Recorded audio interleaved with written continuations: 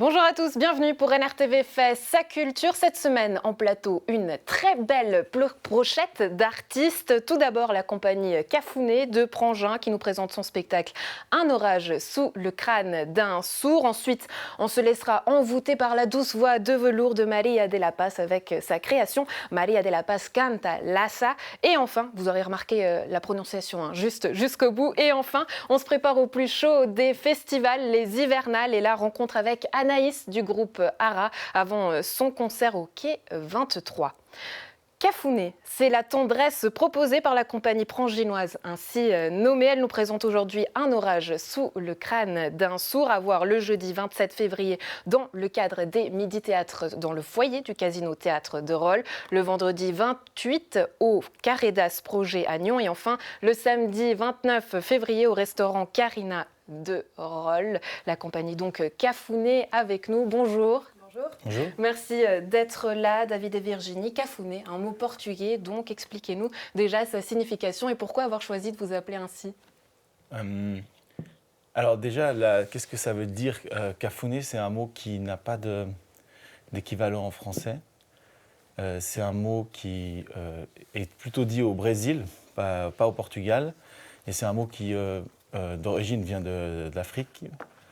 Et ça veut dire concrètement le fait de passer sa main dans les cheveux de quelqu'un qu'on aime.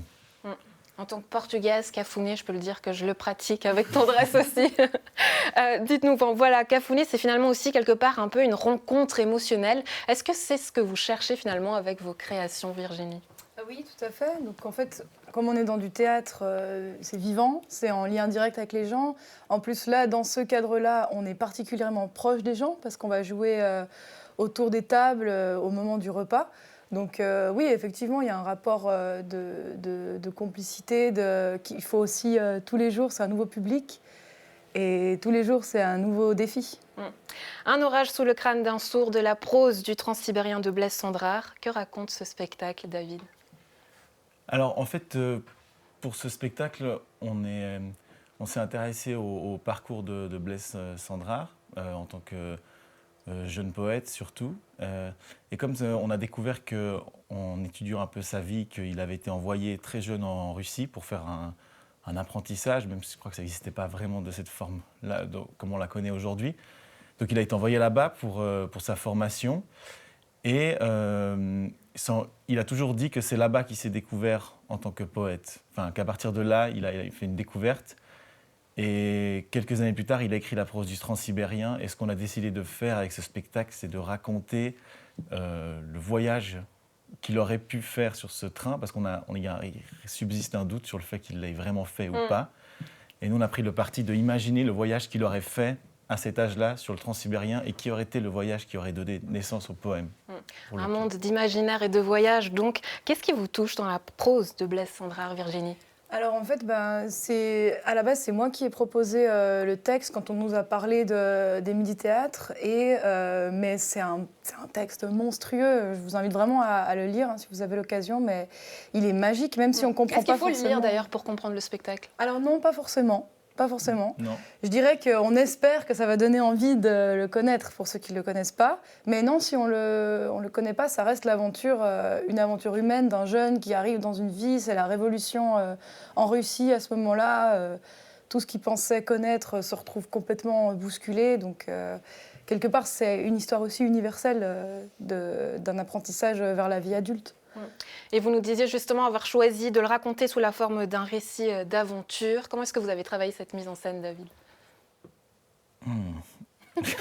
C'est un spectacle qui bouge, qui danse, ça chante, il y a de la musique. Oui. Alors, la mise en scène, elle se fait un peu toute seule, en tout cas comme moi je travaille. C'est-à-dire que moi, je suis arrivé avec une première forme du texte qui était extrêmement longue, mais parce que j'avais besoin de raconter le voyage dans tous ses détails. Et après, je suis arrivé, et en fait, ce qu'on fait, c'est que sur le plateau, on les prouve tout de suite et on coupe, en fait. Donc, on passe notre temps à couper, en fait, là, pendant les répétitions. Et il y a une part de la mise en scène qui naît des contraintes, parce qu'on a une contrainte de temps pour ce spectacle, dans le cadre dans lequel on le joue. Il y a une contrainte d'espace, parce que c'est au milieu des gens qu'on joue, dans un foyer, qu'un restaurant. Donc, si vous voulez, la mise en scène, elle naît de ces contraintes-là, qui sont des contraintes physiques et de temps. Et nous, on essaye de naviguer là-dedans. Et donc, en fait, c'est surtout une question de choix. On regarde le temps qu'on a, l'espace qu'on a, et voilà. Et cette force et cette folie du spectacle, on la ressent à travers une série de photos que vous avez réalisées avec le photographe nyonnais Nadir Mogdad. On va voir justement les images. Virginie, est-ce que vous pouvez un peu nous commenter ces photos qu'on va voir à l'écran? Comment vous avez réalisé ces photos? Alors, on est allé à la Givrine. On était au milieu des gens qui faisaient du bob.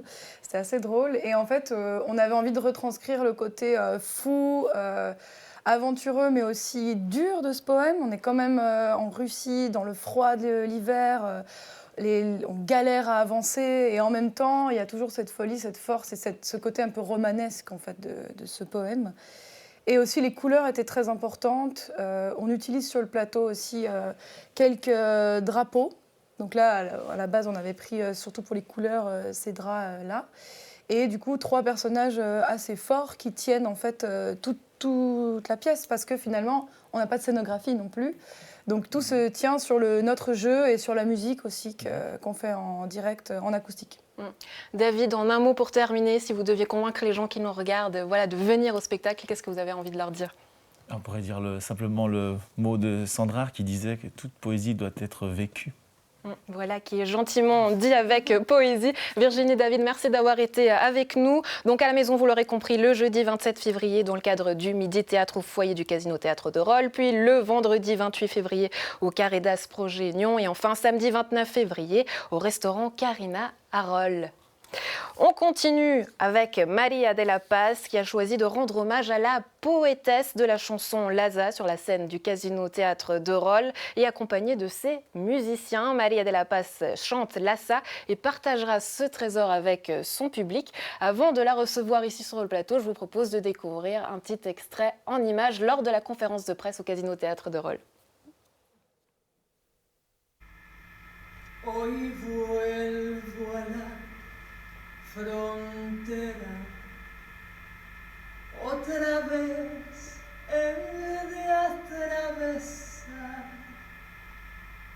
es el viento que me manda, que me empuja a la frontera y que borra el camino que detrás me desaparece.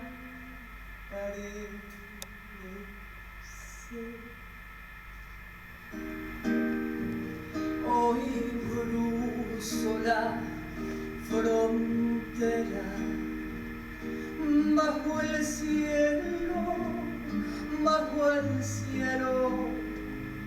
Es el viento que me manda bajo el cielo de acero.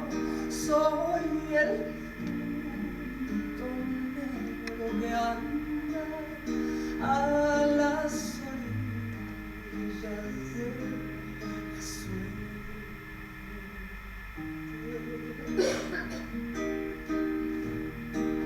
A las orillas de la suerte.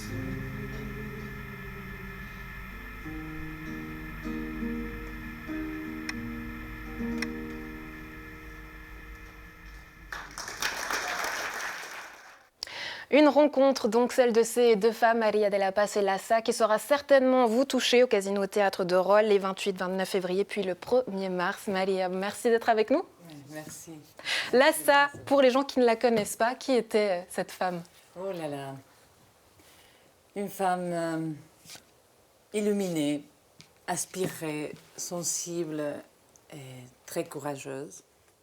Et elle a su trouver un chemin de poésie, d'expression qui est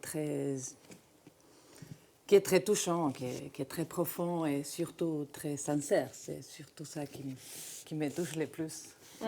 Cette sincérité dans la musique, comment est-ce que vous arrivez peut-être à la décrire? Parce que voilà, vous dites que c'est une femme qui vous a touché, non seulement en tant qu'artiste, mais en tant que femme. Ce parcours, il était important finalement dans sa chanson? Ah oui, je pense que... Ouais, fondamental même, parce que on la sent vivre dans ses chansons. Elle raconte, bon, avec plein d'images qui sont très belles, mais oui, elle est très franche, en fait. Elle parle de l'amour, de sa vie nomade, de ses illusions, ses désillusions, de la culpabilité, de la condition humaine, en fait. Mais c'est d'une douceur et d'un respect qui est très inspirant. Douceur et respect, c'est aussi des choses que l'on ressent en venant vous écouter, Maria. J'ai l'impression qu'il y a beaucoup de points communs entre vous deux. La musique, évidemment, aussi, et puis finalement l'Amérique du Sud. Vous avez beaucoup voyagé, Italie, France, Pologne, on en parlait aussi avant. Finalement, tout le monde se retrouve. Comment est-ce que vous mettez les langues au service de la musique ? Ah, ouais, ça c'est une découverte pour moi, depuis quelques années déjà, évidemment. Parce qu'en Argentine, on apprend rarement des autres langues. L'anglais un peu, mais moi, c'était pas... Il y avait un petit peu. Mais le fait de venir en Suisse, ça m'a ouvert justement et je vois à quel point c'est nécessaire pour communiquer. D'ailleurs, c'est une phrase qu'elle a dit, Lassa. En fait, je parle... Les langues, elles me viennent par rapport à avec qui je suis. Et puis, j'écris dans plusieurs langues pour communiquer. Et ça, je trouve que c'est très noble aussi de le penser comme ça, de se donner les moyens de communiquer plus. Des langues qu'on retrouve aussi dans le style musical. Là, ça, c'est des mélopées tziganes, mais aussi du blues, du rock, de la country. La critique dit souvent que c'est une musique élégante et intelligente. Vous êtes d'accord avec ça ? Oui, absolument. Absolument, parce que tout est... Bien sûr, il y a ce permis d'explorer les couleurs, les cultures, qui est très, très intelligent, effectivement. Oui, c'est un beau mot. Oui, c'est subtil, c'est fort en même temps, mais ce n'est pas agressif. Il n'y a pas une prétention, il y a juste un vécu. Et c'est ça qui m'est... Du coup, quand on est face à tout ça, face à ce monstre, j'ai envie de dire, comment est-ce que vous avez fait avec vos musiciens pour retravailler et présenter cette création ? Ça, c'est une bonne question parce qu'on se demande toujours, on se demande tout le temps comment la revisiter sans... surtout moi, c'est des questionnements qui me viennent. Comment l'évoquer sans me perdre là-dedans aussi. Comment être fidèle à elle et fidèle à moi aussi. Alors, on est tout le temps dans ce questionnement, effectivement. Parce que la touche Maria, finalement, c'est laquelle ? Moi, j'essaie d'être les plus sincères aussi. Du coup, les choix des morceaux, c'est aussi des morceaux qui m'ont les plus touchée ou qui parlent aussi des vécus à moi, d'une certaine manière. Du coup, que j'ai pu vraiment les incarner sincèrement. Voilà, c'est dans ce sens-là. Une création qui arrive très très vite, la semaine prochaine. On sait que vous y mettez tout votre cœur, aussi avec vos musiciens. Vous êtes actuellement en pleine préparation aussi au Casino Théâtre de Rolle. Comment vous gérez tout ça ? Oh là là, ouais, c'est assez rock'n'roll, mais c'est un rêve en fait. C'est un rêve que j'attends depuis quelques années. Avant, je ne me sentais pas encore prête. Et là, il y a tout qui se met ensemble, tout qui roule. Il y a une énergie qui est très stimulante parmi tous, non ? C'est comme un truc qui s'est aligné et là, on se laisse prendre. Là, j'ai moins peur. Évidemment, j'ai peur, mais il y a plus un truc de célébration, d'apprécier puis d'observer. Et laisser venir. De vivre la musique, j'imagine. Ouais. Maria, merci d'avoir été avec nous. On se réjouit de vous voir sur scène. Donc, Maria de la Paz canta Lassa, à voir le 28 février à 20h, puis le 29 février à 19h et enfin le 1er mars à 17h. Pour terminer cette émission, rencontre avec Anaïs, la chanteuse du groupe nyonnais Ara. Vous aurez l'occasion de les entendre dans le cadre du festival Les Hivernales, samedi 29 février au quai 23 à 23h, facile à retenir. Fondé en 2016, le groupe termine une tournée qui a suivi la sortie de son deuxième EP, Wake Up. On écoute un extrait du single et on la reçoit juste après. Wake up, give it a go, take it slow, make it bow wow.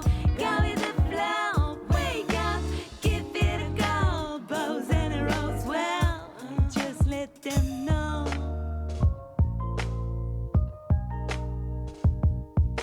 Creation is reaction, a sort of absolution. Self-dedication is believing in the actions.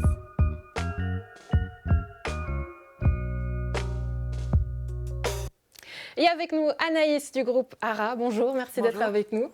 En quelques mots, présentez-nous déjà, qui est Ara ? Alors, ARA, c'est un groupe de 5 musiciens. Donc, il y a Mehdi Mogdad à la batterie, il y a Vincent Bossy au clavier et Antoine Gilliron à la basse et aussi Olivier Coste-Charrière à la guitare. Donc à la maison, vous l'aurez compris, plein de noms qu'on connaît dans la région, tout le monde se retrouve. ARA, c'est finalement ça, la symbiose de plusieurs électrons libres, j'ai envie de dire. Exactement, on vient tous de différents univers et on s'est dit que ça pourrait faire une recette sympa de se mettre tous ensemble, faire quelque chose de nouveau. Dans cette EP Wake Up, 5 titres, comment est-ce que vous les avez travaillés ? Alors, en fait, on essaye de garder un esprit assez frais, donc on compose et après on essaye de directement aller en studio, histoire de pas trop passer de temps à se remettre trop en question. On essaye de vraiment privilégier un peu l'instant présent. Donc voilà, on a composé ces chansons, ensuite on est allé directement en studio pour travailler tout ça. Et puis voilà. L'instant T, vous nous dites, c'est quelque chose d'important pour vous, tant ces projets en studio, mais finalement, vous accordez aussi une grande importance au moment live, avec notamment la reprise de certains grands tubes. Est-ce que vous pouvez nous expliquer ? Alors déjà, notre première reprise, ça a été Ace of Base, All That She Wants. Et puis on avait cette idée de faire un petit clin d'œil, parce qu'on est tous quand même un peu des années 80, donc voilà. Et ensuite, quand on a sorti notre EP, on a fait un crowdfunding et puis on a demandé en fait aux donateurs s'ils voulaient nous assigner une reprise. Et donc, c'est tombé sur Wannabe des Spice Girls, donc, qui est toute mon adolescence. Donc, moi c'était aussi, très je drôle. l'adore, mais on la garde pour plus tard. Voilà, mais c'était très drôle de revisiter cette chanson. Et voilà, c'est un bel exercice. Un exercice de travail. Vous nous disiez que pour créer cette EP, il a fallu faire appel au public, justement, avec le crowdfunding. Donc, finalement, aujourd'hui, être un artiste, c'est savoir tout faire, tant la communication que la chanson. Exactement, c'est ça. Il faut apprendre à faire un petit peu tous les domaines. Et puis, le maximum, on arrive à se débrouiller tout seul. Le plus, on peut continuer d'avancer, d'apprendre et tout ça. Donc, voilà, quoi, les vidéos, tout ce qui est réseau, tout ce qui est production audio, compo. Enfin, c'est vrai qu'on a pas mal fait tout seul. Et puis, on continue, quoi. Et une belle tournée qui se termine, et puis un passage aux Hivernales samedi 29 février au Quai 23. Pour vous, qu'est-ce que ça représente, être programmé aux Hivernales ? On est super contents, on est chez nous, voilà, c'est un beau festival, ça fait plusieurs années qu'on essayait de pouvoir y participer avec différents projets, donc on est très contents que les Hivernales aient fait une place à ARA, et on se réjouit vraiment de fêter ça, ça va être super. Donc, ARA à voir au Quai 23, samedi 29 février, je l'ai dit. Pour vous, à la maison, l'occasion d'y participer tout simplement en tant que festivalier pour cette 11e édition du 27 février au 1er mars. Et puis, les Hivernales nous ont permis de faire gagner à travers un jeu concours que vous avez peut-être eu l'occasion de voir sur notre page Facebook. 4 billets à gagner. Anaïs, ça va être vous finalement qui allez nous dévoiler qui aura la chance de gagner. Donc 2 billets pour le vendredi, 2 billets pour le samedi. Donc je vous laisse tirer un petit ticket de chaque. Tac, on va commencer par le celui-là. suspense est à son comble. Voilà, gardez-le dans la main précieusement. Ne dites pas, voilà, elle a gardé le suspense que pour elle, on l'aura compris. Le deuxième. Donc voilà, et puis maintenant pour qu'on se fasse plaisir et avant de vous dévoiler le résultat, eh bien on écoute Wannabe des Spice Girls. Avec plaisir.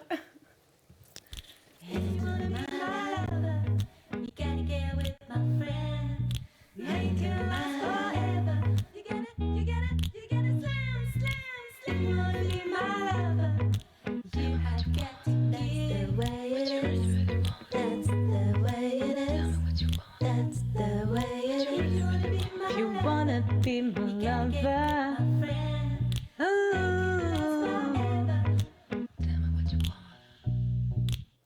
Je sais pas vous, mais moi j'adore, c'est vendu. Je peux vous dire qu'ici en studio, tout le monde y allait. If wanna be my lover. Je le fais pas aussi bien que toi, Anaïs, mais bon, à voir donc au Quai 23. Merci d'avoir été avec nous. Et puis je sais que vous attendez ça avec impatience. Donc les heureux vainqueurs, Julie LJN. Qui ira donc le vendredi avec Emma Lejeune 04. On prendra contact avec vous. Et puis ensuite, Nermine Fétic qui ira avec Marie-Laure Fétic ou Fétic, je ne sais pas si je le prononce correctement. Voilà, quant à nous, on se retrouve la semaine prochaine pour plus de culture et plus d'aventures. Salut!